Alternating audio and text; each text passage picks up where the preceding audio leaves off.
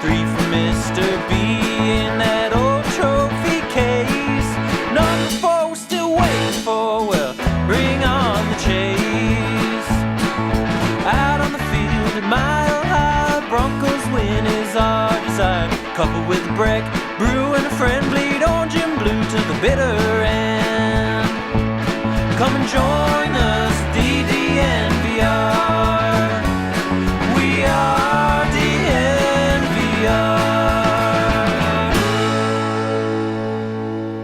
We are DNVR, and we are live from Studio A here at the DNVR Bar. The A stands for as good as they can. Who are the Broncos that the Broncos need to play as good as they can? I was going to use the word actualization. Oh. As in taking potential and making it reality. That's better. That is better. We should talk about this before we go live. We should. Well, no. Well, that's okay. No, I kind of like, sometimes I like to have it be fresh and see the reaction when we're live. I like that too. That's part of it. There's a couple people I've worked with in radio over the years who I'll start talking about something, they'd be like, no. Oh, yeah. Save it for the air. Yes. I've definitely done that too. Yeah. Especially for our post-game shows when I walk up here after the game and start talking with Zach. I'm like, let's just save it. Let's just save it. The first take is usually the best take. Right, and exactly. A couple times, especially back when we used to record the pods directly into our laptops, we'd record a whole podcast and then realize there was some audio difficulty, and you're trying to redo all of the takes you had, and it feels like the listener probably can't feel it, but you feel like you're reading off a script or something. Yes. It's terrible.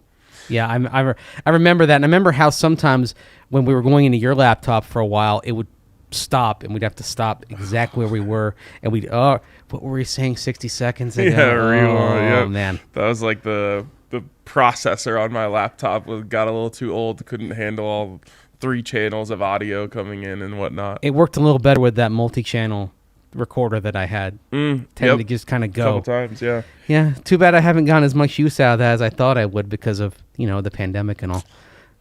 Definitely. Before we jump in, of course, a shout out to MSU Denver, our presenting sponsor, msudenver.edu/online. We like to keep the conversations fresh. They like to keep their education fresh with rigorous and affordable programs taught by professors who bring the real world into the classroom. So check them out. 750 total classes, 45 plus online and hybrid programs. You can find what's the best fit for you. And of course, there's always an opportunity to work a full-time job while you're getting an education over at MSU Denver, because their students work twice as many hours as students attending any other Colorado institution. All right, well, we talked a little bit about actualization and as good as they can. And the question I want to pose to you today, Mace, is you get 3 players. And the reason I want to do this exercise is because a lot of times you can say, who needs to play the best? And sometimes those things can get a little bit unrealistic. It's like, oh, well, yeah, if Teddy Bridgewater plays like Patrick Mahomes, that's going to be amazing. But I want to, and Teddy obviously could be an answer here, and probably should be. But not to lead you in any direction. But the question I want to ask is, if you could choose 3 Broncos who play to their potential, and what I mean by that is not the potential that we placed on them in the draft, but in terms of the best football that they've played in the NFL. You can choose guys and say, I want them to play as good as they've played. You get 3 for this home stretch, and basically it's saying if this happens, the Broncos should go 3-1, 4-0, and get themselves a spot in the playoffs. I almost think we should take quarterback and Teddy Bridgewater out of this just because the obvious and perpetual answer is quarterback because of the primacy of the position. And let's just quickly talk about that because we both would have it, and I still think it's interesting to talk about the best football Teddy Bridgewater has played. Are we already looking at it? I mean, obviously there was that stretch in New Orleans where I think it was 7 touchdowns to 2 interceptions over the course of 5 games. 9-2. 9-2 over the course of 5 games. So you pare that down a little bit to 4 games, and you basically say 7-1? Yeah, basically. I mean, and then there's that what we saw this year against the Giants game, which was I believe that was the highest QBR that he had. Now, I'm going to go back to what he did down the stretch in Minnesota. And his yardage total was just fine. But I'm thinking back to the last four to the last 4 games that he played with the Vikings in the regular season before a playoff game. 6 touchdowns, 1 pick. Vikings go 3-1. They lose at Arizona by 3. That was the year Arizona was the number 2 seed in the NFC and went all the way to the NFC Championship Who's their game. quarterback? Carson Palmer. Ah, yes. And then they beat the Bears, they beat the Giants, they beat the Packers down the stretch to seal the NFC North. Okay. So 6-1. 6-1, and the team having that sort of success. Very much at that moment, Teddy Bridgewater very much looked like he was the long-term answer in Minnesota. Here's what I'll tell you. I believe, and you can correct me if I'm wrong, the Broncos... Well, no, I don't think this is correct. What is the Broncos' record in games in which Teddy has not thrown an interception? I can tell you that right now. I know they've lost every game that he did throw an interception. And he's thrown interceptions in 4 games. So he's got 7 interceptions clustered in 4 games. Mm-hmm. So they're 7-6. You take those 4 out, they're 7-3. 7-3. Yep. So if he goes 6-1 down the stretch, it means that they probably won 3 out of 4. Right. That's what I was going to say. And they're definitely, well, based on the pattern that we have, they're going to lose the one that he throws an interception. They have a really good chance to win in the 3 that he doesn't. So doesn't mean he's worth $25 million a year. What I will say, that's good enough for the moment. No, yeah, exactly. And I don't think anyone wants that. Yeah. Except Teddy's camp. Yes, of course. But the one thing that I don't like seeing is people are, when we talked about this enough yesterday, so we don't have to go too much into it, but people rooting against Teddy and the Broncos because they don't want the Broncos to fall into a trap and pay Teddy. I understand the thinking behind it, but it just seems like a miserable way to go about watching the rest of the season. And I would say they will not pay too much for Teddy Bridgewater. If he's back, it's very much on a breach contract. I mean, I think the interesting thing about that was kind of looking at the quarterbacks' contracts in terms of average per year. There is no middle class of quarterbacks. It's really interesting because in the average annual value per year, you have Tom Brady at $25 million, who is underpaid.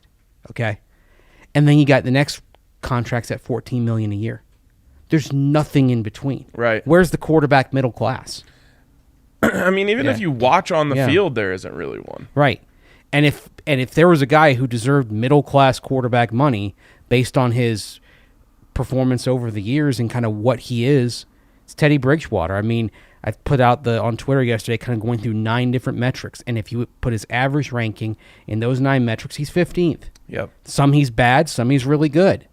But it all balances out to average. So what I was going to say is, while both of us were going to have him, I also think he might be one of the least unrealistic ones to actually go out and do it. Yeah. He's already playing and by statistics over the course of a full season, the best football of his career. So, I'm sure he's had a couple different stretches this year where he went 6-1 over 4 games. Yeah, the first, the first 4 games he went 5-0. Yep. And then if you throw the Pittsburgh game in, it's a 6-game stretch of 7-1 touchdown interception. There you go. He hits the interception kind of mountain there against the Raiders. And then, since the Raiders game, so that would be 1, 2, 3, 4, 5, 6, 7 games.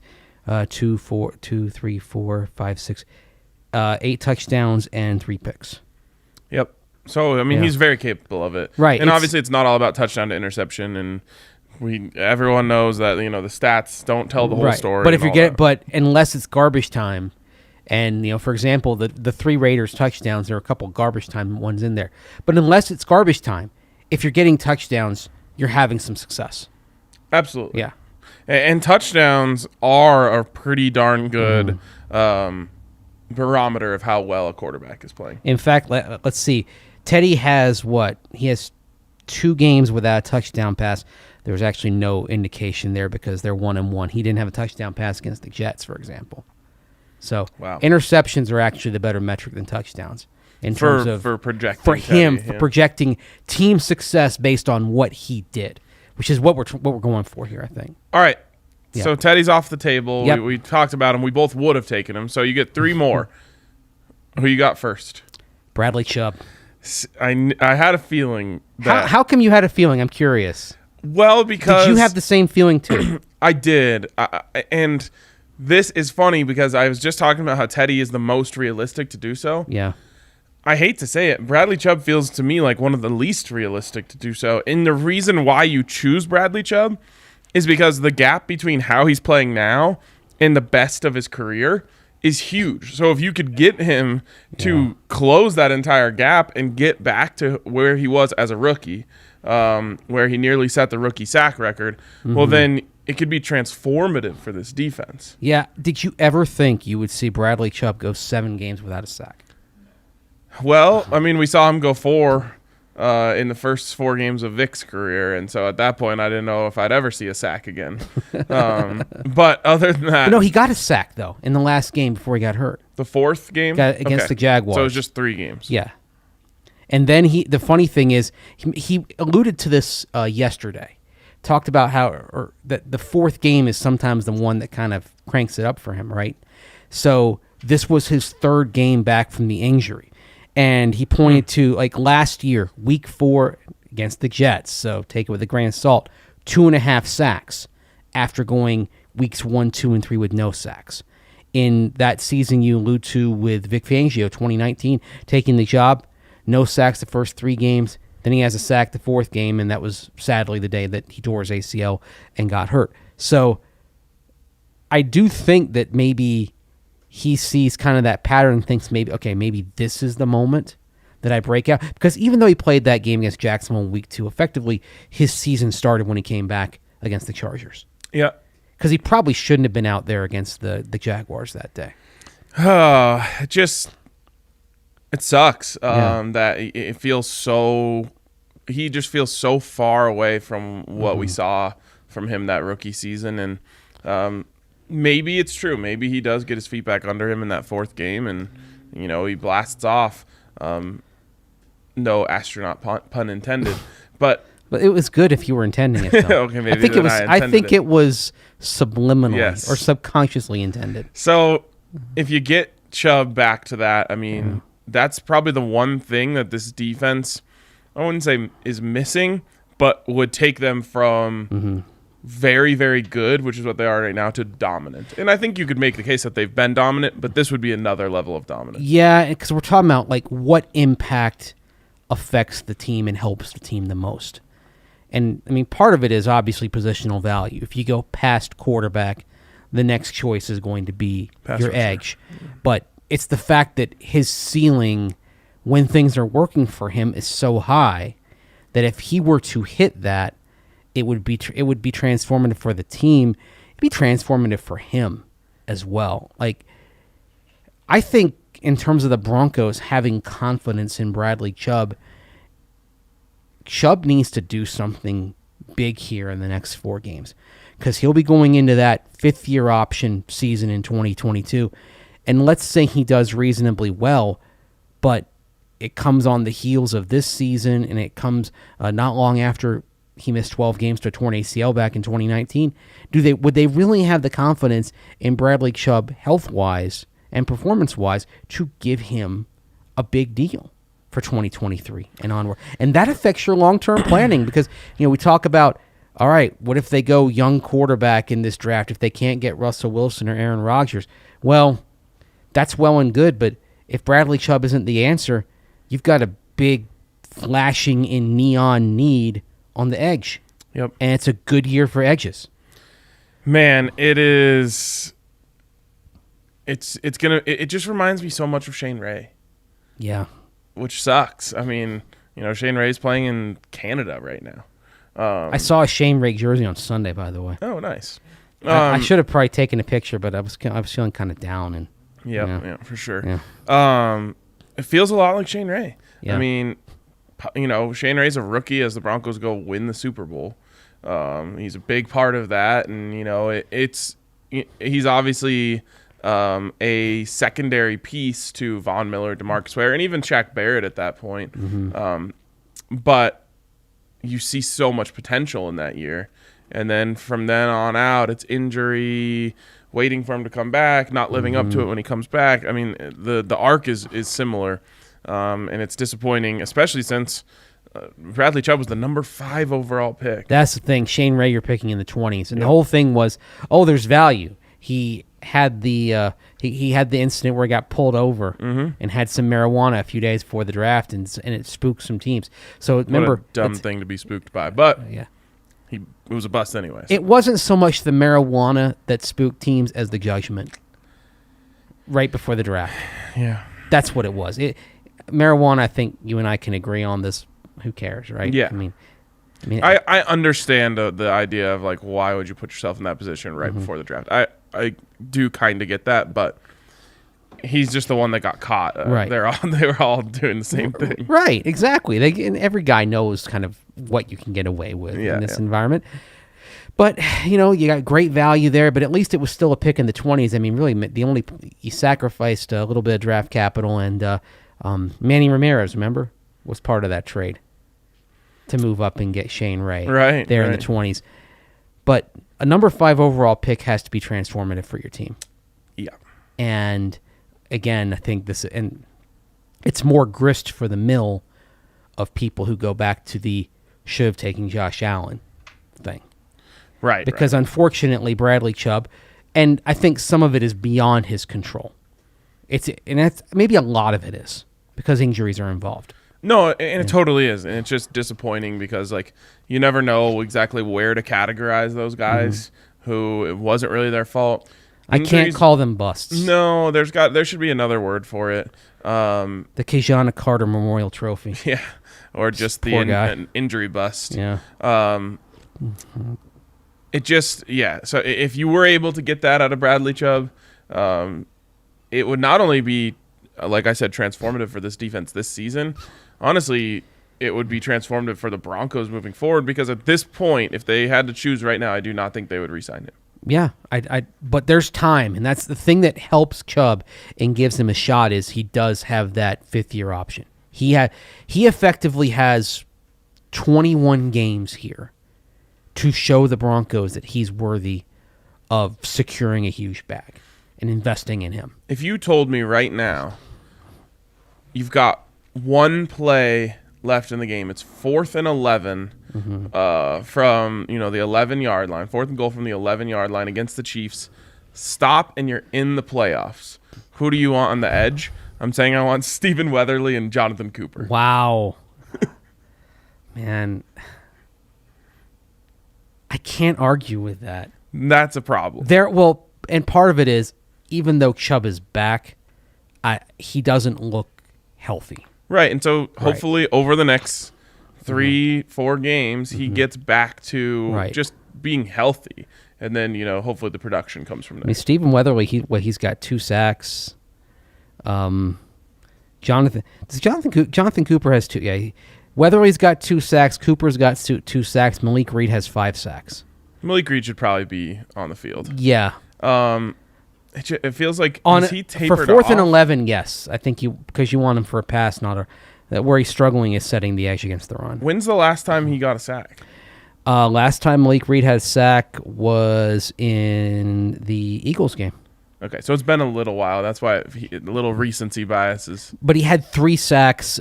He didn't play against the Cowboys, and then in the Washington and Philly games, he had 3 sacks in those 2 games. That's So he had a little mini run there with Von Miller first out and then traded, and then the couple of games leading into him missing time. Not much. I mean, he hasn't even had he's had 1 quarterback hit in his last 2 games. And that 5 is leading the team? No, Dre'mont Jones. Oh, Dre'Mont. He's leading the edges. Right. Okay. Is Malik Reed, but Dre'Mont because of his recent run, which is 4 sacks in the last 4 games. Dre'Mont's now leading the team. The thing is, the reason why I went with Chubb rather than Dre'Mont is because we're seeing Dre'Mont at his peak right now. Yep. And you're just saying, okay, sustain it. Yep. Chubb, we need to see something more out of him. Absolutely. All right, we got 2 more selections here in a second, but first, I want to tell you about the DNVR Bar. You can always come down here and hang out. We got game sound on for every single game, of course, unless there's an overlap, in which we usually go with the road team getting the game sound. But it's a great place to come watch a game.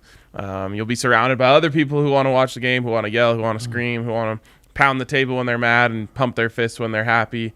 It's to me like a dream to see so many Nuggets or Avs fans packing in this place to watch the game, all with their eyes glued on the TV. So come down here, hang out, get you some Breck brews, get you a Wagyu burger, and hang out and be a part of the community. So come check out the DNVR Bar. While you're at the bar, take advantage of the Wi-Fi that you can get on, and you can go on the DraftKings app, because you know what? We all love an action-packed, high-scoring NFL games. But with this latest no-brainer from DraftKings Sportsbook, an official sports betting partner of the NFL, you'll be a winner once a single point is scored. That's right. New customers who bet just $1 on any team to score can win $100 in free bets. It's that simple. Hey, bet on the Jaguars if you want, right? Yep. With that. Bet Why on not? anyone. Bet on the Jets. Bet on the Texans. You don't even need them to score the point. That's the best part. Right. They can still be shut out. You're still going to win. DraftKings Sportsbook customers can also get skin in the game with same-game parlays. You can combine multiple bets from the same game. So you're getting frisky. Maybe you want to make a bet on both Javonte Williams and Melvin Gordon to go over 75 yards in a game. Well, DraftKings will let you do that. They'll let you put those kind of parlays together as well. The more you add, the more you can win. Of course, you put a little more at risk, but that's okay. Mm-hmm. If you're responsible about it, it's good. DraftKings is safe, secure, and reliable. Best of all, you can deposit and withdraw your cash whenever you want. So if you're not on DraftKings, download that DraftKings Sportsbook app now. Use the promo code DNVR and bet $1 on any team to score and win $100 in free bets. If they score, you score with promo code DNVR at DraftKings Sportsbook, an official sports betting partner of the NFL. Must be 21 or older, Colorado only, new customers only. Restrictions apply. See DraftKings.com/sportsbook for details. Gambling problem? Call 1-800-522-4700. And finally, I mentioned Breck Brews, the absolute best beers out there. They're damn good beers, as I've said for many years. And really, no matter what you're in the mood for, Breck Brew is going to have something for you. At the tailgate this Sunday, I was feeling Breck Lagers, which was just a great, nice sipping beer. And a crushing beer, I guess, is a better way of putting it. As in you crush the beer? Right. You crush one and then the other and then the you crush other. another, exactly. How high did you get on Sunday? Not very high at all. Okay. There was it's just, it was one of those days, where you're just like, I don't think I'm going to go too hard here. It was a different vibe on Sunday, obviously. Yeah, I think that probably Demaryius Thomas played a role in it. Yeah. Anyways, Strawberry Sky Christmas Ale, of course, is very in season right now. So check out Breckenridge Brewery and have any of their damn good beers. If you want to know where you can find some, use the Breck Brew Locator on their website, and you can find where the nearest ones are to you. All right, Mace. By the way, first of all, before we move on, sure. What is the weather forecast looking like for Sunday for yet another DNVR tailgate with those Breck Brews? We're looking right now, guys, at a high of 53 degrees and mostly sunny skies. A little bit of a chance of clouds. I don't know how we're gonna do this. At this point we have a chance to go perfect. What would it? 9 of 9 with weather. Yes. I guess there was one cold game. It was the Washington football team game. Yeah, and it was the lowest attendance. Yeah, so maybe not a coincidence. Maybe 8 of 9. And even if we end up going 7 of 9 with good weather in a football season, that's pretty lucky. In Denver, Colorado, it's incredible. Yeah, it's very lucky. I mean, we obviously get sun, but it can be very cold and sunny at the same time. Yes, exactly. So it's a great day. It's going to be a great day to come on out. And of course, can we say this is the biggest home game the Broncos have played? And I know we were kind of pumped about the Ravens game earlier, but this really is the biggest home game the Broncos have played in 5 years. Yeah, I mean, those things it's a sliding scale, right? Yes. So that was then, and this is now. Yeah, this is the moment. They're basically an elimination game for all intents and purposes, even though technically you'll still have a chance. Realistically, the loser is in deep, deep trouble in this game. It is a playoff game on Sunday. Love it. I love it. I'm super excited. And we had an amazing atmosphere at the tailgate for the Lions game, so I assume this one will be even better. Yep, exactly. Okay. All right. 2 more slots here that we've got to fill. I'll stick with you on Bradley Chubb. Let's see if we have any different opinions here moving forward. All right. Let me ask you this. Is one of the next 2 players for you a wide receiver? Yes. Is one of the next 2 players for you a guy who only had 1 catch on Sunday? Yes. Ding, ding, ding, ding, ding. Is one of the next 2 players for you a Pro Bowler?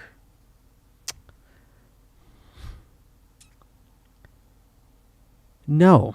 Okay.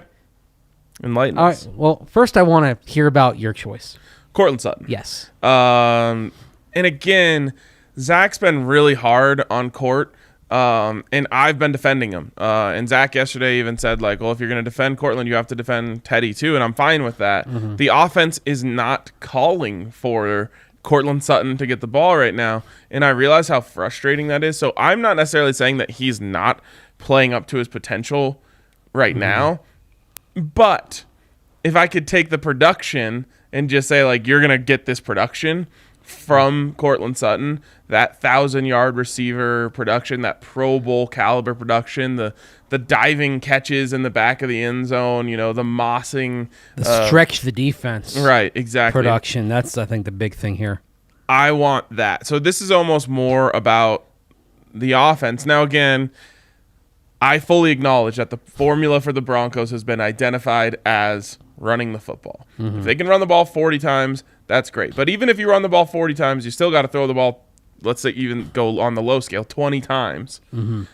If I can get Courtland Sutton breaking the top off of the defense, even just moving the chains with slants or comeback routes, and just honestly dominating, which he's capable of taking over a game. We've seen it this year. He had a 140-yard game. The Jacksonville game. So if I can get that, I got to have it. Because, again, it's more about the strategy of where he is playing now and where we've seen him play before. And, again, I'm not necessarily blaming that on him, but I just want, if I could pick and choose and say, well, they're going to run the ball and get the great Courtland Sutton, I want that. You know, I think you may have sold me into changing my pick because when I was thinking about this, I wonder if I was too locked into accepting that certain things just weren't going to happen the rest of the season with Teddy Bridgewater at quarterback. And one of them was unlocking Courtland Sutton because I had Jeudy as the receiver. And it's not that he's played badly recently. In fact, effectively, he's wide receiver 1 right now.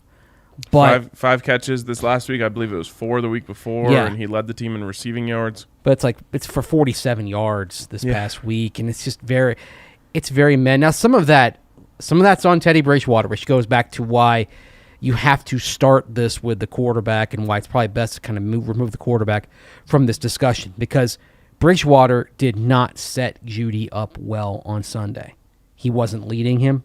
The ball was behind it. I mean, there's an old story about Bill Walsh and Joe Montana with the 49ers. I know how you all love my old stories. Some people are probably rolling their eyes.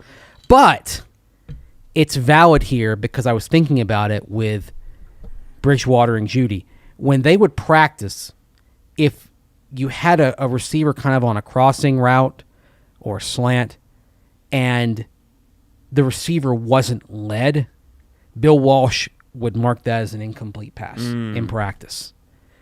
Because the whole thing was, how do you make sure you're setting the target up best to get more yardage after the catch? I mean, you think back to Jerry Jeudy last year. I mean, that 92-yard catch and run from Drew Lock. Well, it was led. Yep. And they're leaving yards out there. So some of it is on Bridgewater, but then but we're talking about a player getting up to his potential.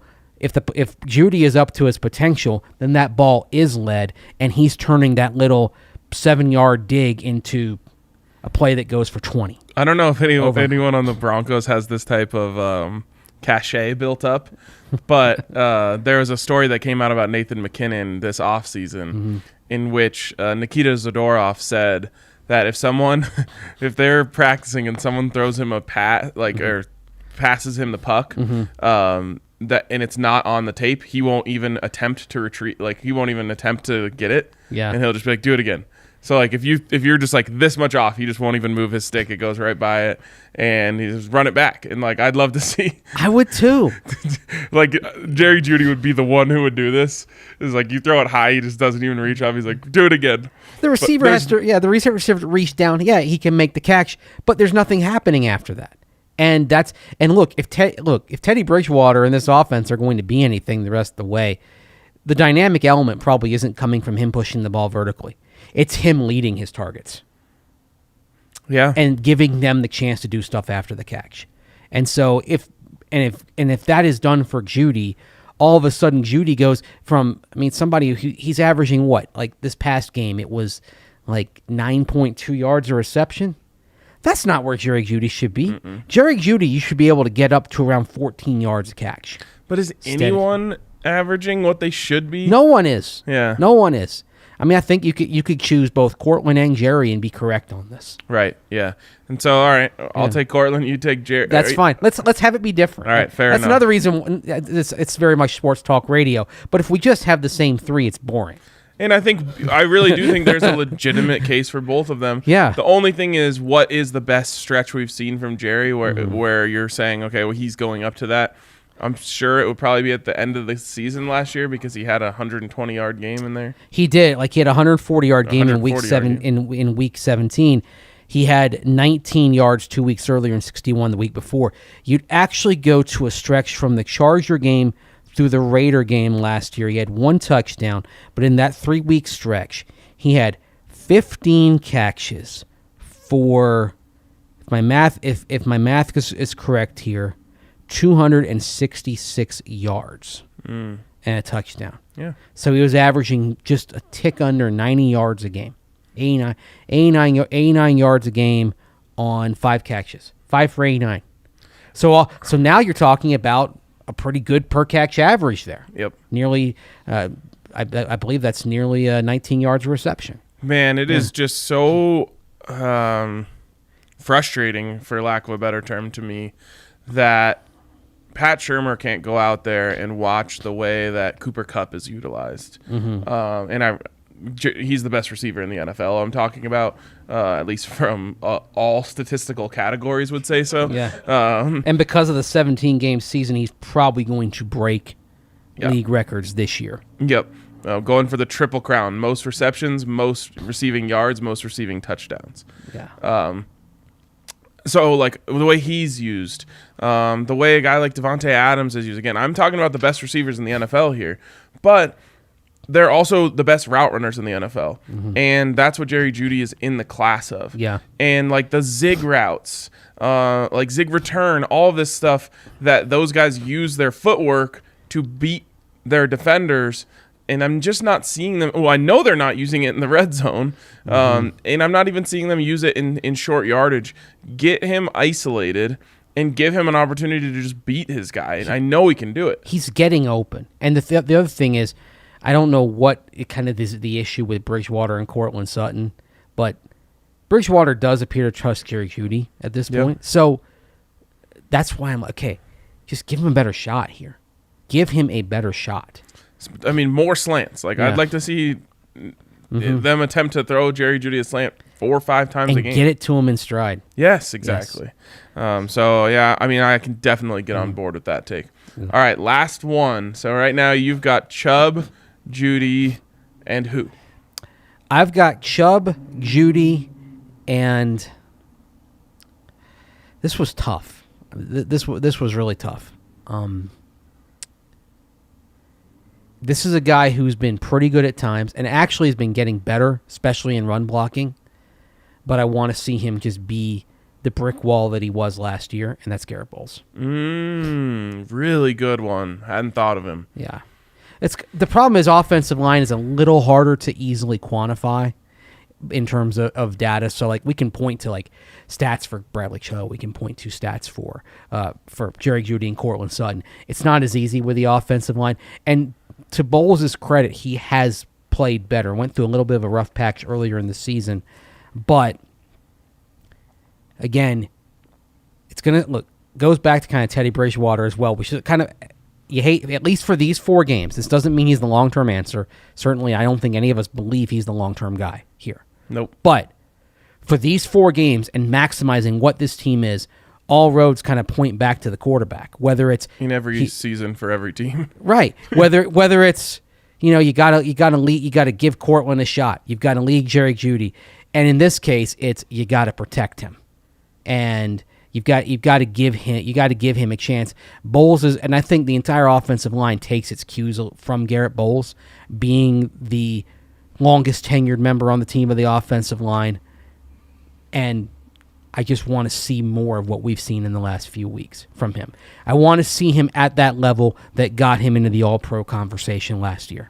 Yeah. If he is, then Bridgewater's going to have a half second more, and then you're going to have even more openings for Javonte Williams and Melvin Gordon. You're going to be able to keep doing the things that you do best, the things that allow you to have success.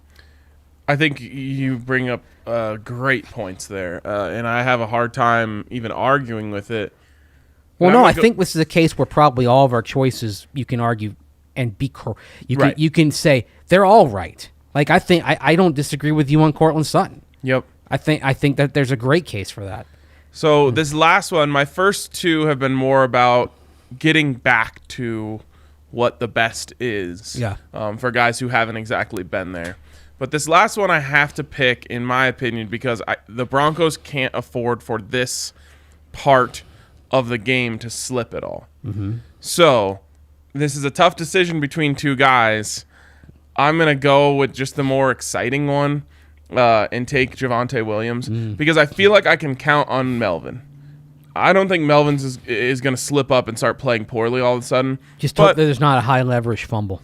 Right, but you do worry a little bit about the rookie wall, especially for running back. Now he's probably getting, I would venture to guess, less usage than he's even used to, compared as it relates to touches. Yeah, he split carries in college too. He did, of course. Yeah, because he had Michael Carter, who's now with the Jets. Yep. Which sort of kind of, I think, illuminates part of maybe the Broncos' thinking and what they do long term. That as terrific as Javonte Williams is, he's always been in a timeshare situation when he's flourished. And you look at the opposite side of that is like Philip Lindsay, who was used so much in college. And he's beat up and he was running to the ground at a very early age. And I worry that is affecting him at this point. So, yeah, there's something to that, going and getting guys who have a little less tread off the tires. It was the whole critique of Wisconsin running backs for a long time. Now, the interesting thing with Melvin Gordon, why he's kind of eluded that and has succeeded, is it took him a while before he was the man in Madison because he sat behind Monte Ball for a good while when he got there. Not only that, but in the NFL, he's always been in a split backfield. Right. So like Melvin Gordon, I mean, he's he can be a workhorse, but he's never had to be. He's always had somebody like Austin Eckler and Danny with Woodhead. the Chargers. Danny Woodhead. Somebody else has always been there. And I think it's interesting, like, you start thinking about what is it going to cost to bring Melvin Gordon back. Honestly, I think it makes a lot of sense if the cost is right to bring him back. The problem is, what if a team like Buffalo says, boy, Melvin could really have made a difference for us if we'd had him this past year, and we will pay him more than market value would dictate. What do you think market value is? I think appropriate market value for Melvin going into his 8th year is probably, I believe, about $5 million. I think SpotTrack had $5.1 million a year. I'd be willing to go as high as like $11 million over 2, which is 5.5. Man, I have no issue with that. I don't either. But he might think, there might be one team that pays me the contract that I just got from Denver. The only thing I would say is there has to be some sort of understanding that this is a transition period where Javonte becomes the starter. Mm-hmm. At least that's the plan. Yeah. And I'm totally understanding of Melvin if he says, like, I'm still a starting running back. I'm not going to accept that. What if that extends Javonte? I mean, all this. If you keep the two of them together and you're not giving Javonte everything, what if that all of a sudden makes it possible for you to re-sign Javonte once Melvin's contract expires? Because if you give Melvin a 2-year deal, let's say 2 years, $11 million, Javonte Williams would then be going into year 4 when that contract expires. If you get out ahead of the free agent year, something we've seen George Payton, he wants to get out ahead, and it becomes palatable, re-sign Javonte Williams because he's been in a 50-50 split. So, anyways, going back to my... This is really long term. Yes. But yes, Javonte is more spectacular. Totally. Yes. Melvin is steadier. Javonte is spectacular. So I feel like I can already count on Melvin to be steady. Yes. If I can also count on Javonte to be spectacular, which we already have seen that he can be spectacular, a couple 100-yard games.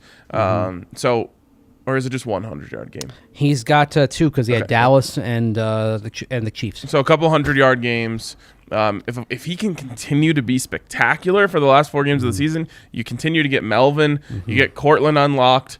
This team is going to win games for sure. They might win all of them. They might. If all of these guys that we've talked about can maybe not be at their potential, but can be a notch higher than they have been, this team at minimum is 3-1, maybe 4-0. If all this happens, this team is going to the playoffs. Quickly, just before we move on here, are you as concerned about the Bengals' run defense as I am? I'm slightly concerned. I'm more concerned about the Broncos' run defense against Joe Mixon. Interesting. We'll get into that a little bit more tomorrow. Yeah, of course. The top 5 run defense, Yeah. the Bengals. I just think if anyone's going to be the team to say we're taking away the run and saying like we're already a good run defense, we'll even commit extra resources to this, beat us with your arm, I think they're the team to do it. They will. You imagine they will try to stack the box. The thing that is interesting is we've seen some heavy box looks in the last couple of weeks, and yet we've seen the Broncos' offensive line winning those battles.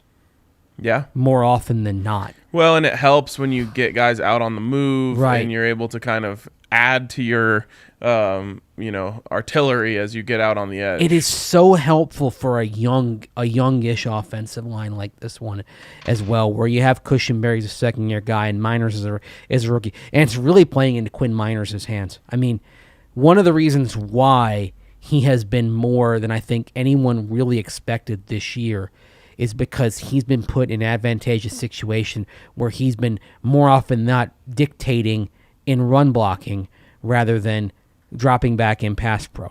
Has it been perfect? No. Look at the 4th down and 2 against the Chiefs. Yeah. But most of it from Quinn Miners has been terrific. And I think that's helped Cushenberry as well. Mm-hmm. And I think you're taking advantage of those guys being young and spry and like powerful, right? And they want to get out there and run people over. I mean, I think it's helped Dalton Reisner too. Yeah, because, big time. Because Dalton, let's face it, with Dalton Reisner after his rookie season like this, the trajectory had been kind of pretty steady like this until really the last month and a half. Yep. When they really started to pump up the run a little bit. Reisner has now, I think I saw it somewhere this morning, and I apologize for not citing who, but that Reisner has gone from being overrated to now being really underrated. Well, they changed the running scheme after the bye, too. Yeah. They've been running duo and outside zone again, which is where Dalton thrived as a rookie instead of the power block. But it started against Dallas, though. Yeah. That was the thing, though. It started before the bye. And they're running the ball a bunch more, and we talked about this either yesterday or on the postgame show, so they've had to add more runs to the fold. So you're seeing more counter, you're seeing more pulling guards, you're seeing all that stuff, and I love it. I love you can be creative while just handing the ball off. It's what they drafted him for. Remember, Dalton Reisner was drafted by Rich Scangarello. Yeah. And when he was running the offense, and so there was going to be plenty of counters, going to be plenty of outside zone. Yep. He was designed for what the Broncos are have done successfully this year. Of all the players on the Broncos right now, Javonte Williams is the one that I get most excited to see on Sundays. Yeah. You know what? An electric running back. If you can't have the quarterback, no offense to receivers, pass rushers, everybody else, the electric running back is the thing that excites you the most. I mean, and this is not just a recent thing. I'm thinking back to when the Detroit Lions would cycle through like Rodney Peete, Eric Kramer, Scott Mitchell at quarterback in the 1990s. Why were they one of the most exciting teams in football? Barry frickin' Sanders. Yeah. If you've got that kind of guy, why were the Titans exciting the last few years? No offense to Ryan Tannehill.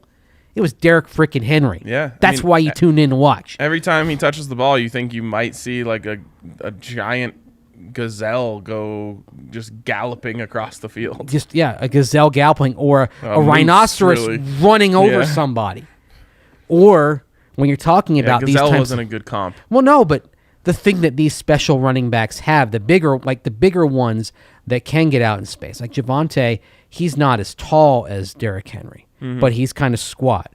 But the bigger guys that get out in space, they have the speed of a gazelle, but they have the power of a rhino. Yep.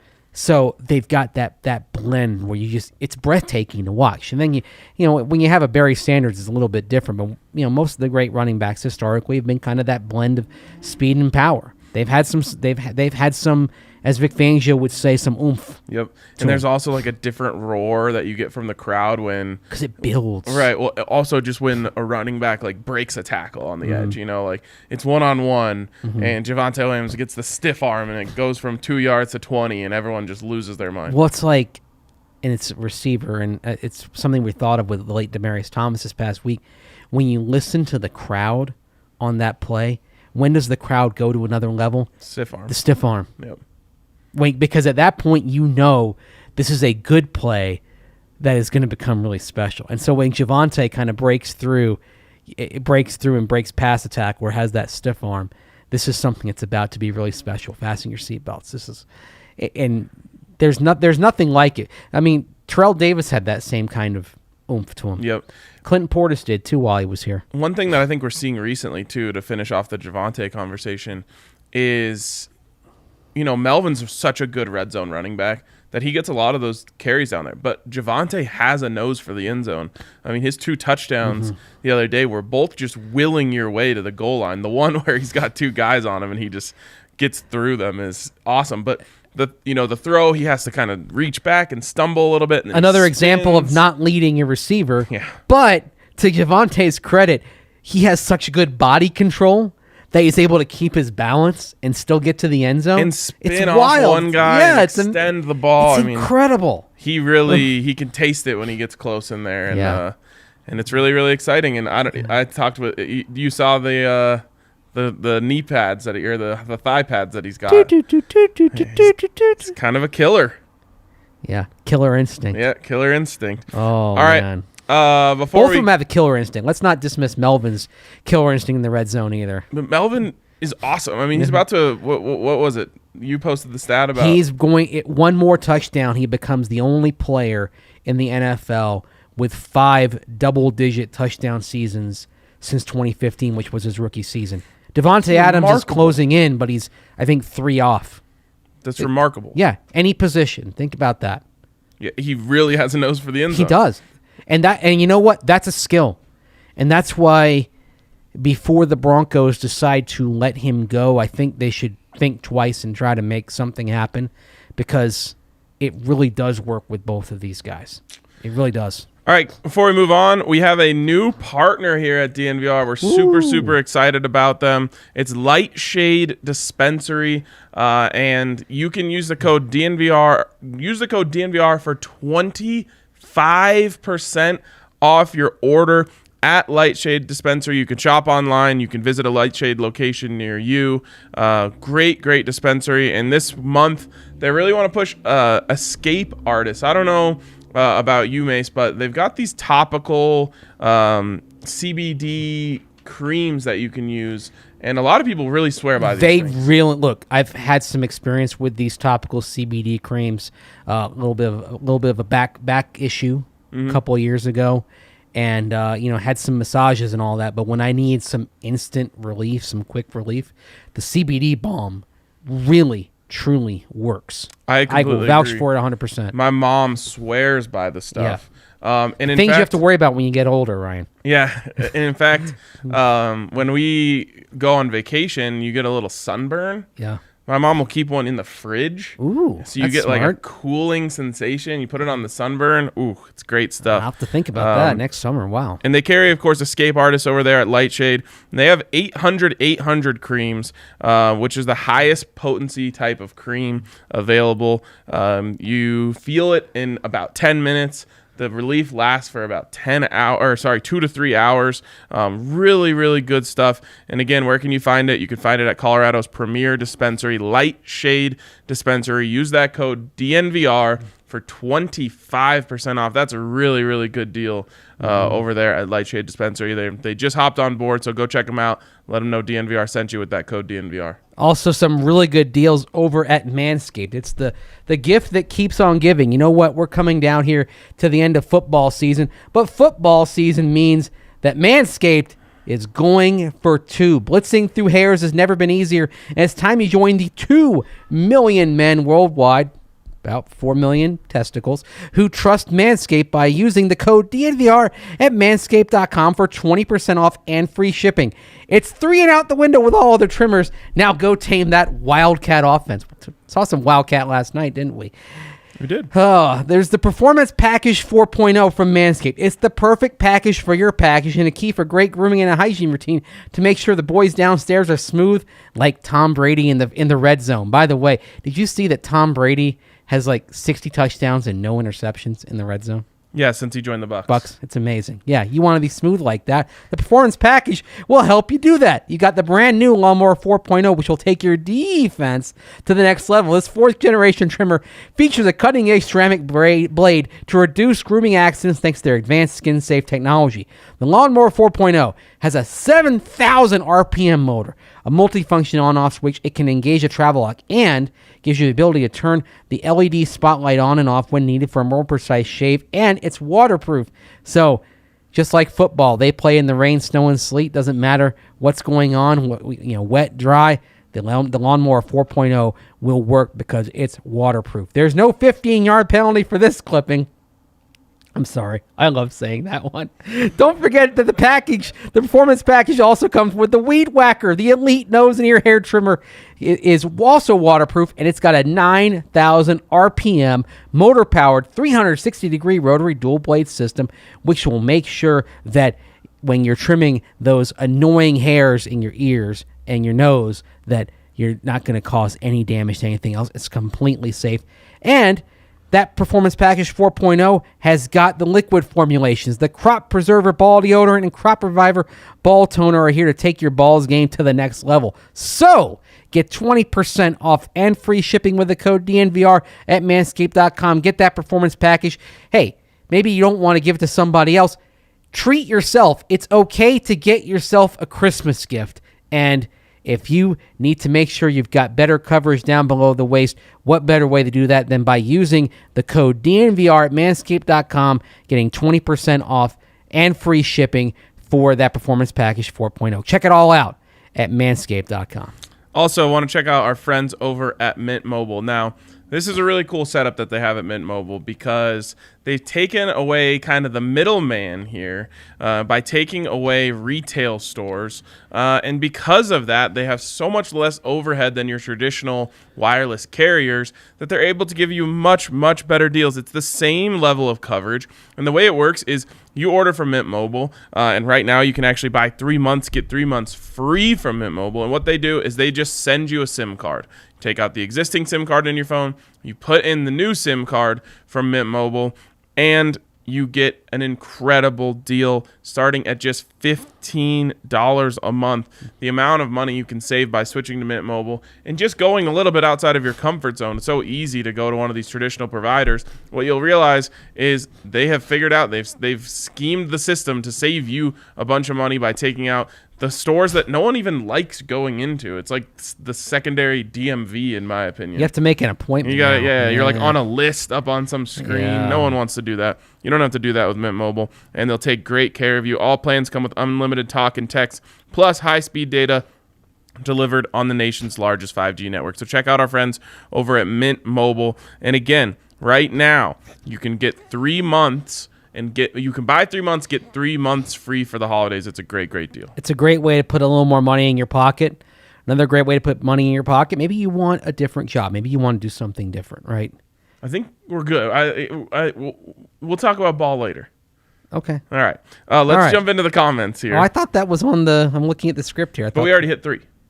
Oh, okay. Yeah. There were 4 on there. I know we're good. We're good. All right, okay. I mean, I can tell you all about jobs.ball.com. Search for Golden or text Golden to 77222. There you go. Check out our friends over at Ball. They're hiring, and it's a great place to get a job. Yeah. Okay. Let's jump into the comments from the listeners here. And first, we'll see if we have any super chats. Do we?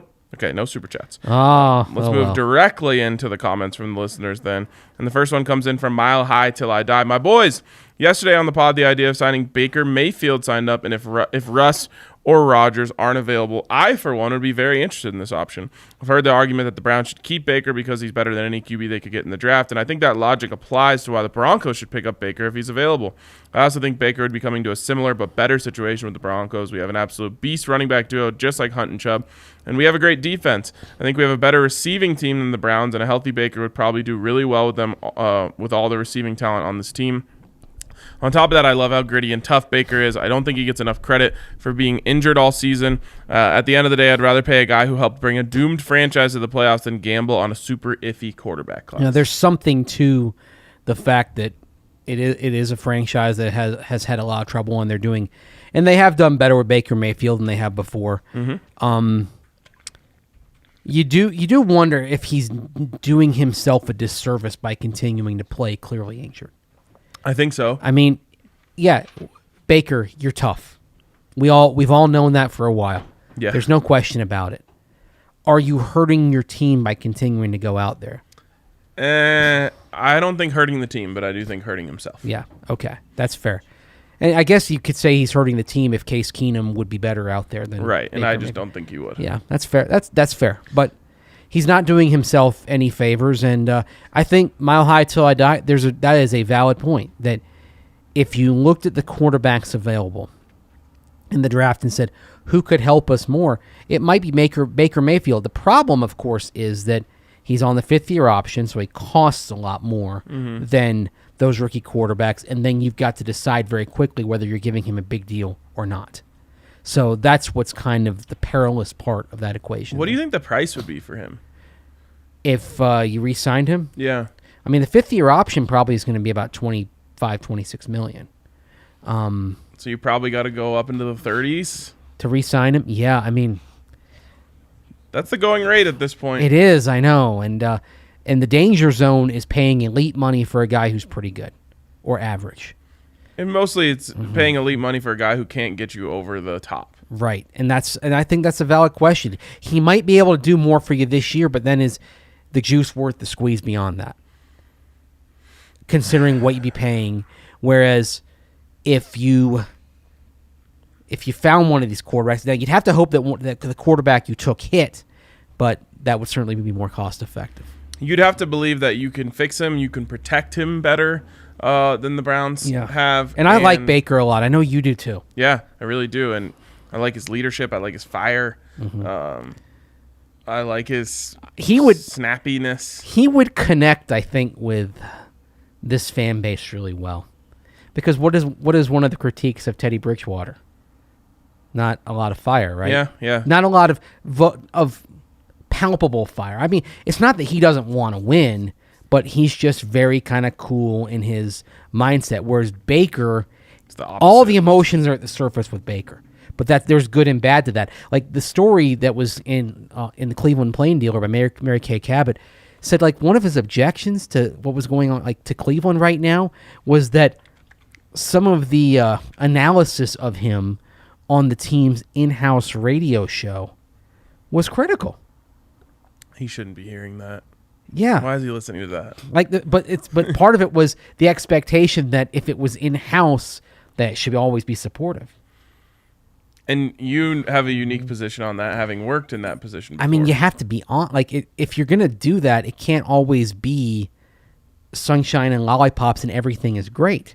You have to, and it shouldn't be personal, but you have to say the quarterback is struggling. His numbers are down. You can't ignore that. Right. Like, how can you have a conversation about the Browns and not say, like, they need more from Baker down the stretch? Right. Do they ignore that? I mean, I think one of the things that is a weakness of Baker Mayfield is that he pays too much attention to what is said and what is written. Remember the whole thing with Tony Grossi a few years ago? Yeah. He's got to quit that. He does. It's going to paralyze him. Good news for him. Broncos don't have a team radio station. Not anymore. My- But they have a branded show, Broncos Country Tonight, That's on true. KOA, and then they have all the stuff that the podcast they crank out. But they don't have. It's not the same. Like with the Browns, they have an actual radio show that goes out on the sports radio station in the market 5 days a week, Yep. and the studio is right there at Browns headquarters. Yep. My question for you, RK, given the cost, would you rather have Baker or Garner? Oh, I mean, the cost is what, $30 million versus 10? Actually, for net, because Gardner Minshew's still on his rookie deal, and he's going to be in year 4 of his rookie deal. So for this coming year, it'd be about $1.2 million, Oh gosh. I think. Yeah. I mean, you would take the cheaper option. You would. I don't think those two guys are all that comparable, other than the fact that they both have like mustaches. Yeah, I mean, Baker's got a better arm. I just meant because it's guys you guys have talked about a lot. I agree. Yeah, and it's a good point, Kale. And you have to factor in the cost and the overall roster building equation into this. My plan would probably be to bridge the gap for one more year. No one wants to hear it. It sucks. You find a way. Is it bridge pun? No, because I don't think Teddy's gonna take a 1-year deal at a cheap rate. Are you ready for Andy Dalton? No, I want Gardner Minshew. Find a way to get Gardner for one more year, and then get yourself ready for that next draft class that's going to include Bryce Young and C.J. Stroud. Yeah, C.J. I always want to say Stroud because the Buffs have a quarterback named J.T. Stroud. Oh yeah. You know, that is probably the wiser play. But then, if you're doing that, it has to be paired with draft asset accumulation. Oh, totally. Like, you have to be willing to trade down and even out of round 1 of this year to get assets for 2020. You have to be that team like the Eagles last year, where everyone is saying, "Oh man, they control the first round." Right, and they're sitting now. The Eagles are sitting there with 3 first-round picks, all in the teens. The Giants have 2 top 10 picks because they did take the deal from the Bears, and both of these teams are in a position to kind of dictate terms here in the draft. Yeah, really, really interesting stuff. Next one's from Hawkeye Bronco. Fellas, thinking of Noah Fant and how he's generally underachieved considering his draft status, I'm more inclined to blame the coaching staff than the player. At Iowa, he was used as a vertical threat with deep crossing routes and wheel routes and simply overmatching safeties and linebackers. He was also a major target on seam routes and in the red zone. In his 3 years in Denver, I don't recall a single deep crossing route or any targets on seam routes. No reason he can't produce like Kittle or Hawkinson. He just needs to be asked to do what he does best instead of 3-yard crosses and out routes. What say you guys? Go Broncos and go DNVR. You know, I agree with every point there of that. And the thing is, in spite of that, he's sitting there having a really good season. Yeah. I mean, not in terms of yards per catch, but he's leading the team in receptions. Right now, RK, Noah Fant is sitting there, and he, among league tight ends, he is 7th in receptions with 53. He's catching the ball a bunch. Yeah, 50. And we saw on Sunday what happens when you do get him kind of out, get him out in space, get him going up the sideline. They need more of that. I'm just so tired of seeing him catch the ball with his back to the end zone. Again, some of that is placement. Totally. Yeah. But the other thing here, and maybe this is what Pat Shermer would say, is you've got a lot of guys who are more successful going vertical, but you can't just run 4 verticals all day. You can't. And some of Noah Fant's best plays are when he's been in space horizontally, and then it comes down to he has to do a better job of making people miss. But I think he's closer to breaking out than being a disappointment. Mm-hmm. Much closer. Yep. One thing that this just reminded me of about Courtland Sutton too is that I wonder if he's not necessarily comfortable running the full tree with his knee right now.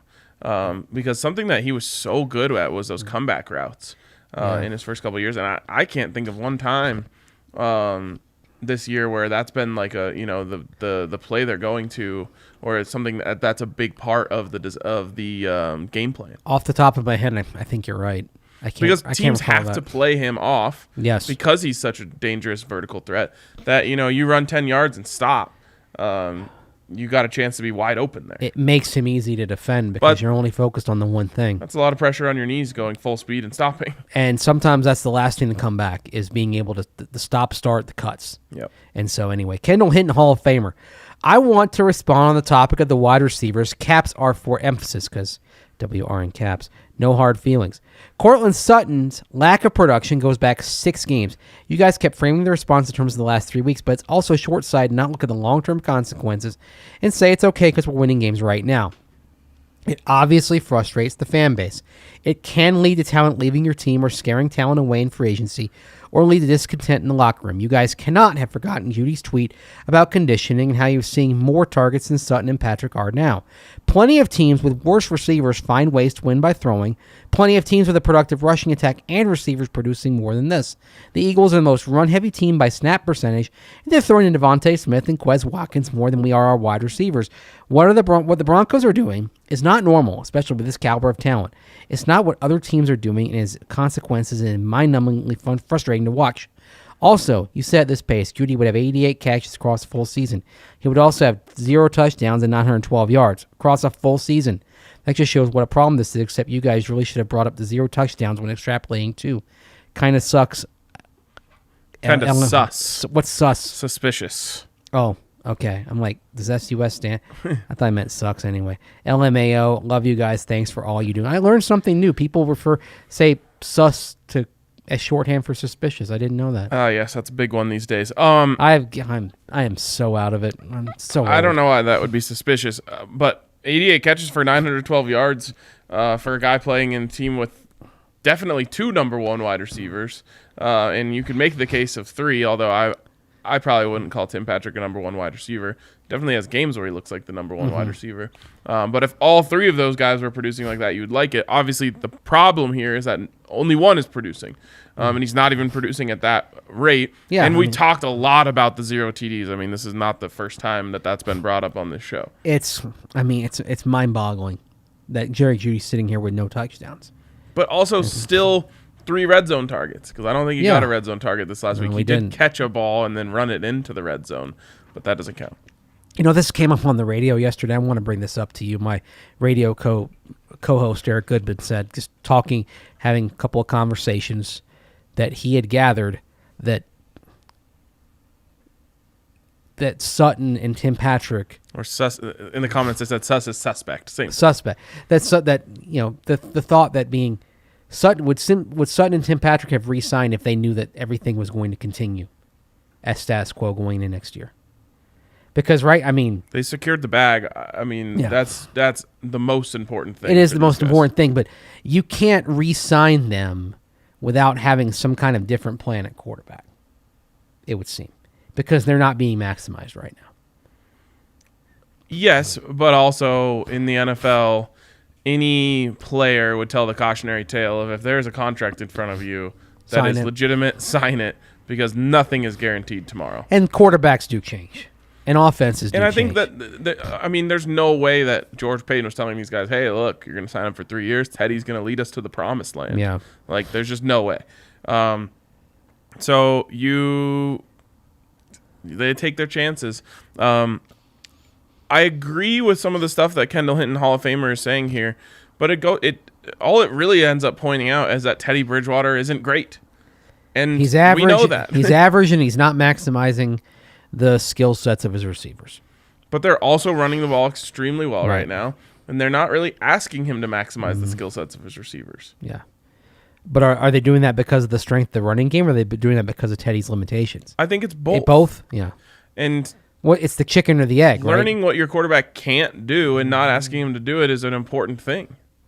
Like, he can do a lot. The number one thing in that Kendall Hinton Hall of Famer didn't bring up that I think is really sus is that the Broncos aren't getting the benefits of the run game being so good in the passing game. You're not seeing them break open big play action passes, and I don't know how that's possible. Well, the thing is, usually the best complement for the running game is the vertical game in the passing. because you've got the box filled and you're taking some shots downfield. I mean, it's the old Mike Shanahan offense. We've seen it here since time immemorial. When it was working well, you had Terrell Davis or Orlando Scary or Mike Anderson or Clinton Portis or Ruben Drones. You get the idea. Didn't matter who. Any of those guys could produce. But then the complement, we all know about the play action boot, right? Get the play fake boot action, go deep. And I can... But even just like the deep over should be open on those play action routes because you get those, you suck those linebackers in towards the line of scrimmage, and there's all that space over the middle of the field that you should be able to get out and hit Jerry Jeudy coming across or Tim Patrick. And like maybe you could insert Drew Lock for a couple of those plays because that he can do. He can. He's awesome at that throw. And it's just all the other mistakes you can't live with is the problem, and that's why he's not playing. And honestly, but that is one thing that he had proven he could do particularly well. If they were in his defense, if they were running the ball as well as they are right now, last year we might be living in a whole other world. And that's a good point. And that's another thing. Like the story of Drew Lock is going to be that some of that a good chunk of it was him, but also there were circumstances beyond his control that worked against him. Yep, both of these things are true. And I've told the cautionary tale before, Drew Lock. I'll tell it again. All it takes is like one bad year in the NFL where circumstances weren't on your side and you can just fall out of favor. And especially for a quarterback, teams can't their whole season rests on the quarterback. Yeah. Not a lot of teams are in a position to give Drew Lock a chance to be their starter this next year and beyond. I mean, for him, it literally is going to be being in the right place as a backup. And he's got to improve as a backup. He can't he's got to get to where if he gets thrown in there, he can do better. Mm-hmm. That his way back means he's going to have to be a good backup, and then when he gets the shot, it doesn't work out the way it did the 2 games earlier this year. Right. He's got to play better than he did. He can't look kind of overwhelmed. For sure. And then you do well, and maybe the starter eventually comes back in, but you've shown enough to where somebody says, "Yeah, we'll trade for you. We'll give you a year and see." That is his path back. One thing I would also say is it's not all just Teddy's fault that they can't get that play action game working. I just don't think Pat Shermer's doing a good job of calling it. Yeah. Blame goes in a lot of places. Yep. Zen Bronco comes in and says, "My boys, it was great to see what the Broncos did for DT last game. I was watching it at home, but it was still amazing being able to hear the DT chants through the TVs. So I know a lot of you guys say it's playoffs or bust for this coaching staff, but I tend to think that if we get at least a winning record, Vic will be back, especially if the reasons for the losses were on the offense. Can you guys see where this happens and we only get a new OC and special teams coordinator? Or is everyone gone? Because I'm 75% sure that if that's the case, Vic will stay. Thanks for the pod, and I'll be going up to Denver for the game this weekend against the Bengals. Hope to see you guys there. Go Broncos. Yeah, come to the tailgate, man. Yeah, it'd be awesome. Now, I still think it's all about the playoffs for Vic and this staff. But you see, you do wonder if they go 9-8 and they miss the playoffs. If there's going to be kind of the argument that I'll make change X, Y, and Z. The problem is this: if it's all about getting a new quarterback, and if let's say option A is Russell Wilson, right? And I think maybe if we were sitting here today, and we could get a look at the Broncos options, I think we would probably get the sense that option A for 2022, first choice, would be Russ. And if they could make a move at the coaching staff that allows them to come closer to get Russell Wilson, I think they'll do it. Even if it means moving on from Vic Fangio. Man, making a long-term decision like that just to hope that it puts you in a better position, you also better be really comfortable with that hire and not just be talking yourself into it because of the effects that it could have. Right, and then you have to ask, the other thing is then, let's say the name Dan Quinn keeps coming up. Yep. Dan Quinn is probably not a worse coach than Vic Fangio, though. On balance. I don't think so. Right. So I would say even though you might be downgrading tactically in terms of this defense, I don't know if you're downgrading as a head coach. Is there an offensive coordinator that you could hire that, if you wanted to stick with Vic, that gives you an upper hand there? Well, that's a good question. Depends on what happens in Jacksonville, because you have either Brian Schottenheimer or Darrell Bevell, both of whom have been the coordinators in Seattle over the years. Are they both in Jacksonville? Yes. Okay. One's the OC, one's the pass game coordinator. They're kind of working hand in hand with Trevor. Okay. Now, they may look at the situation there, and if they move on from Urban Meyer, it wouldn't surprise me if one of them, probably Bevell, moved into the big chair. Just straight promotion. Just straight promotion, just to have continuity for Trevor Lawrence. Continuity of what? I think we can kind of point to most of the issues in Jacksonville being Urban Meyer related. I think they have a lot of issues. I think that Urban Meyer has just magnified all of them. I mean, they have some organizational issues, yes. They have a huge offensive line issue. Yeah. But I think Urban Meyer is sort of the period that ends all senses.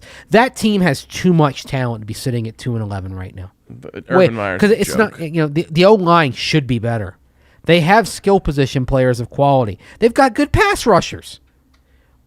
That team should have 6 or 7 wins right now, not 2. Inexcusable. I agree, especially on the talent front. I looked at that offense before the season, and I thought, man, there could be some kind of sleeper fantasy breakout guys here, and the offense is just trash. It's inexplicable, but you have good experienced people that are guiding that offense. I don't think it's on them. I think it's right. I think everything goes down to mismanagement from the guy in the big chair. From PS2, I hate to be a Debbie Downer, but you guys have way too much confidence in Teddy. You guys said he had a good game, and stats-wise he did. But if you look back, his 2 touchdowns came from amazing efforts by the pass catchers, one of which was a terrible throw. He had multiple bad passes where the receiver had to make a difficult catch. I know it's a bad thing to complain about a 38-10 win, but I have zero confidence in Teddy. We can beat the bad teams, but he shrinks against the good teams. Didn't he play well against Dallas and the Chargers? He did. I mean, I'm sorry. I get the critique, but you can't just say he shrinks against all good teams, because he's had some good games against good teams this year. He goes on. He has a great wide receiver trio, an average O-line, an amazing running back duo, and a top 5 defense, but he can't capitalize on it when it matters.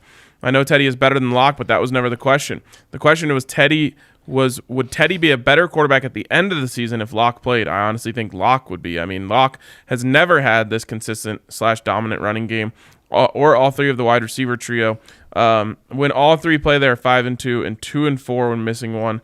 Not to mention, he only had Alberto for 4 games. Locke had to face so much adversity, and Teddy has faced little to none. Would you guys still have started Teddy at the beginning of the season, or give Locke a shot?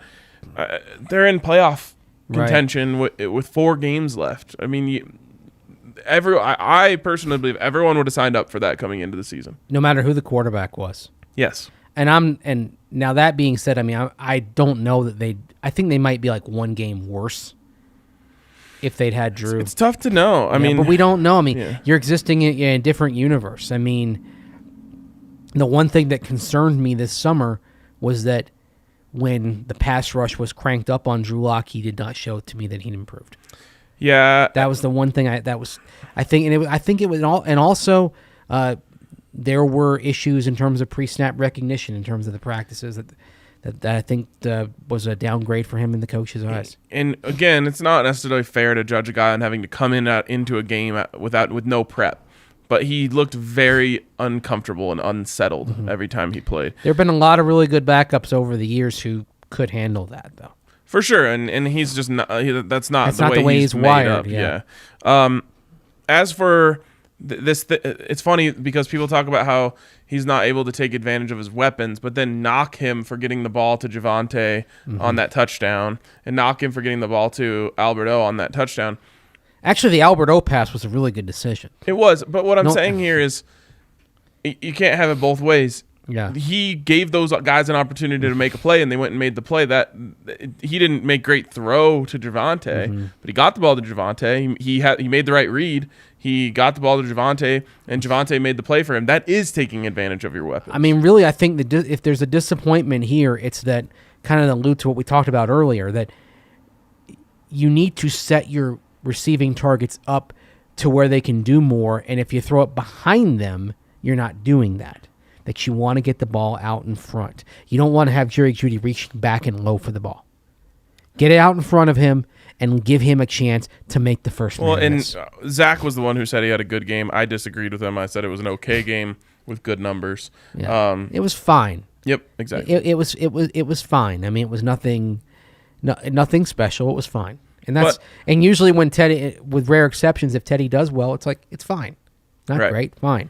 You're just hoping it's not a disaster. It's not a disaster. Like, and the Chiefs game in some ways was a disaster. Although the second interception, a deflection at the line, that's less on the quarterback. Yeah, I mean, there's always going to be those things. But the first interception's all on Bridgewater. It seems to happen that way when interceptions start to pile up on a quarterback. It's Yeah. just there. Oh, all of a sudden you throw a bad throw, and then the next time it gets tipped and it's picked and whatever. Dan Burke. Hey guys, I was pretty shocked to hear Vic say that K-Jack was one of his all-time favorite players. Just wanted to hear what y'all thought about him saying that and your thoughts on the free agent signing overall. Obviously, the Flacco trade and Juwan James signing of the 2019 class didn't work out, but Kareem has been one of the few free agent success stories in Denver since the 2014 season, in my opinion. What do y'all think? Vic didn't seem particularly happy that got out there. Yeah, Zach told me about that yesterday. It's always that's a terrible feeling as a reporter when you ask a question based off something you saw, and then the coach or the player instantly looks over at the PR guy and is like, "What? Why did they know about that?" Well, that's the thing. Like those videos that go out there from the locker room, Patrick Smythe has kind of the final view of them before they get the okay. Why would Vic not want people knowing that he said K-Jack was one of his favorite players of all time? Because others be like, well, okay, why am I not one of your favorite players, Vic? Those things aren't mutually exclusive. But Is he supposed to name off every player that's his favorite player? Yeah, the other thing is, every guy in the locker room heard that. Right. So, like, what are you protecting here, Vic? Like, he's worried about Sam Mills sitting at home being like, hey, what? Sam Mills is dead. Okay. R.I.P. Who else? Sorry. Ricky Jackson. Yeah, like he's worried about him being like, wait, what about me? Patrick Willis. Yeah. And they just go down the list of players over the years. But what do you think about that? I mean, look, any coach would love Kareem Jackson. He is an absolute missile who plays with reckless abandon always. Yeah. It's like a coach's dream. It honestly gives me anxiety watching Kareem Jackson play because I'm always worried he's going to hurt himself. Well, he's so slight compared to other safeties, like 183 pounds, and he's just launching himself at people. But some like Steve Atwater felt like you were hitting like a wrecking ball. But he was 220. Right. Kareem Big Jackson and is tall. like a sniper bullet. Yeah. It doesn't shock me at all. He knows the defense. He plays it really well. Yeah. And he does not care at all about his body. And he's been a great signing, even better signing this year considering he's cheaper in terms of value. I know Dan mentions Juwan James. Juwan James, I would say, was not a Vic Fangio signing. Juwan James was somebody they'd identified months before the coaching staff had changed to somebody they wanted. Didn't they actually try to trade for him the season previous? Yes, they did. And interestingly enough, I heard that Chris Cooper, who had him in Miami, wasn't even consulted about the signing. Right. Which, he'd been the assistant O-line coach in Miami. They bring him in, but again, they'd made up their minds up top in football operations that Juwan James was the guy. Yeah. Which then tells you, that was an Elway guy. Yes. That was a big miss. And Joe Flacco, a little bit of everybody. A little bit of Rich Gangarello, bringing in the Kubiak-Shanahan offense, and of course, Flacco had run that in Baltimore. A little bit of a Vic Fangio, because he had been on the Baltimore staff. And he wanted a veteran. Met with Flacco in February, kind of just to get everything ironed out to make sure it would all work out. So Joe Flacco, that signing, that was a little bit of Elway, that was a little bit of Vic, that was a little bit of Skanks. Everybody had a hand in Flacco. Juwan James, definitely more of a football operations signing. Kareem Jackson, a little bit more of a Vic signing. I got to get to this one. We're running out of time, and we do have a super chat to hit too. So I'm gonna. Okay. Again, if we didn't get to yours today, I'm sorry. We went too long on some of the questions. We apologize. Copied over. This comes in from Cosmo Kelly. It's one of the hottest takes I've ever seen in the comment section. Well, is it hotter than Zach's trade take last week? I would say so. Okay. Yeah. Here we go. Oh, God, no. Please, no. Russell Wilson is a hard pass. I don't know how you guys can't see it. I think so highly of you guys. I know you can see through this facade that Russ is elite. You repeatedly say that mediocre is the worst place to be, and Russ is the epitome of mediocre. Yeah, he's good and better than what we've had in a long time. However, most of his good seasons and high-quality wins are on stacked teams. How have you seen him in the last 2 seasons on a normal team? Everyone wants to say the Hawks are bad right now, but they're really just mediocre, and the QB isn't raising the ships. My brother is a diehard Hawks fan, so I've seen plenty of Russ over the years, and honestly, he's QB 10 to 20. He's not much of an upgrade, especially factoring in the price tag, both in salary and draft capital. This will look like a prettier world, but at the end of the day, it would still be a world of suck for years to come. Believe me or not, but remember this post when it all falls to the ground. This guy isn't. I'm sorry.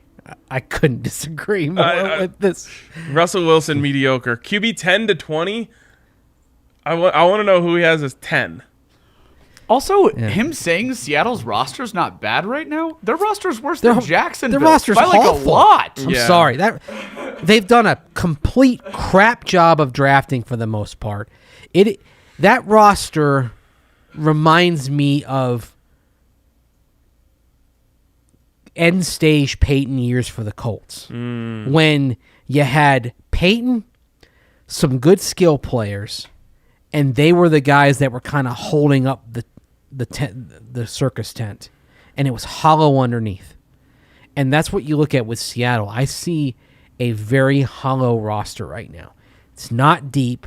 A lot of players that are starting would be backups on a lot of teams, and the quarterback. And the thing is, they lack the draft capital because of that terrible Jamal Adams trade. Yeah, you look at him. You see DK Metcalf, Russell Wilson, Jamal Adams. You're like, okay, and Tyler Lockett. You see some stars there, but then you start going on the roster, and it is a hollowed out roster at this point. And first of all, the offensive line has been and Bobby, and I'd be remiss not to mention Bobby Wagner, who's still a terrific. Shell of his former self, though. Hey, he's still a really good player. He's not what he was 5 years ago, but he's still Wagner had 15 tackles on Sunday. Yeah, here's what I will acknowledge about Russell Wilson. I think that the problems with that roster have made Russ develop some really bad habits. Yes. And some of that is always wanting the big play. Not making his way to his check down. Because they can't matriculate their way in the parlance of Hank Stram down the field. They need the big chunk, and he's trying to make it happen. And he's trying to make it happen with a finger that's still busted. I was going to point that out too. Yes. But also he leaves the pocket. He's seeing a little bit of ghost because they've never given him a good offensive line. Right. He's constantly running for his life back there, and he's capable of doing it and making plays. I think that if you were to put Russell Wilson in an extremely stable situation, like trade out Tom Brady and Russell Wilson in Tampa, and I think you would see the exact level of play that we've seen from Russ at his peak. All right. The other thing is, like we talk about, I know he was playing at a league MVP level early last year, and then Seattle, he had one kind of shaky game, and then all of a sudden Pete Carroll kind of got the willies, and they started just not, they started going away from what had worked earlier in the season. But let's look at Russ's last 16 games, okay?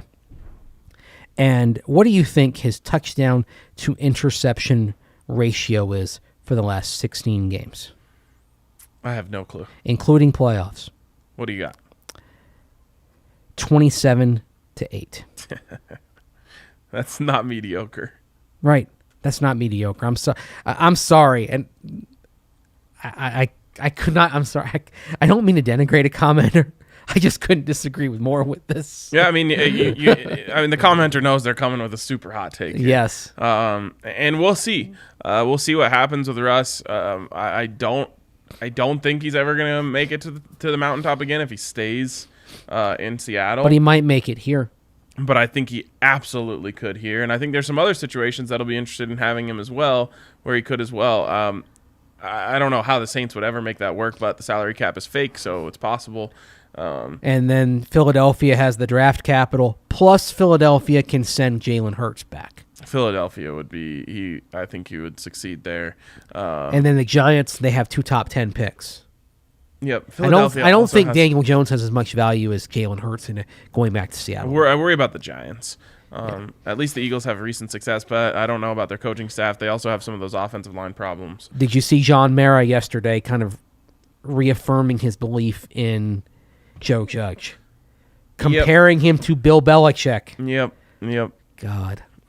Joe Judge hasn't done anything particularly embarrassing yet. I don't know. There was some. Remember the week 2 against Washington? There was some game management stuff. Well, I'm sure there's. Yeah, there's a little. There's some galaxy brain game management going on with the Giants now. What they are now with Mike Glennon at quarterback,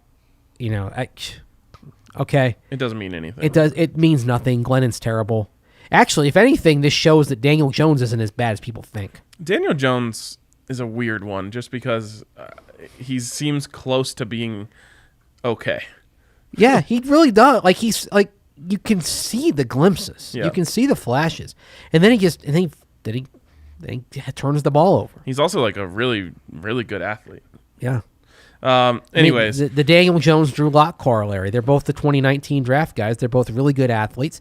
They both make some really nice plays, and they undermine themselves. we can only hope that the Broncos get Russell Wilson and we get to find out who's right, us or Cosmo Kelly. Yes. Appreciate it, Cosmo, though. Thank you. Yes, and let's finish with the super chats, Kale. Super. Ooh, we got some. One super chat here from Ian B. Not here for Baker's wife tweeting that receivers need to be tougher when Baker doesn't play well. Toxic to a young locker room. Great player, though. I hate ruling out a player. Are we ruling out Patrick Mahomes because his wife has, embarrassed him a couple times? I really hate using a player's spouse or significant other and their social media presences against a player.